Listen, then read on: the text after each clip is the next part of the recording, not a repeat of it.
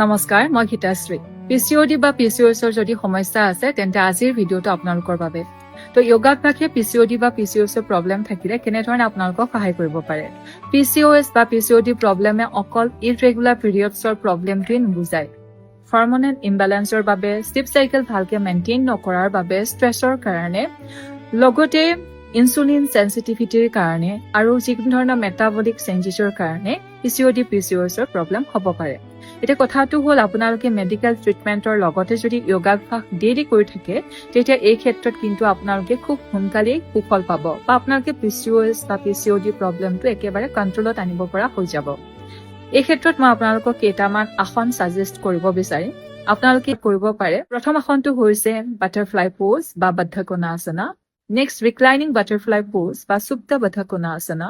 Next আপোনালোকে কৰিব পাৰে কোব্ৰা পোজ বা ভুজংগাসন। নেক্সট আপোনালোকে কৰিব পাৰে ব্ৰিজ পোজ বা সেতুবন্ধাসন। দেন আপোনালোকে কৰিব পাৰে চাইল্ড পোজ বা বালাসন। আৰু লাষ্টত আপোনালোকে এটা প্ৰাণায়াম অভ্যাস কৰিব পাৰে অল্টাৰনেট নষ্ট্ৰিল ব্ৰিডিং বা অনুলোম বিলোম অভ্যাস কৰিব পাৰে।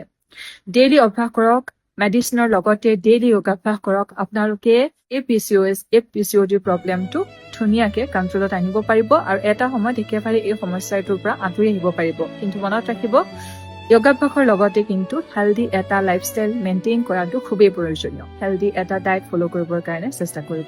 লাষ্টত ক'ব বিচাৰিম move gently, breathe deeply, stay consistent. নিশ্চয় এটা পজিটিভ ৰিজাল্ট আপোনালোকে পাব পাৰিব। আজিলৈ আহিছো, বাই।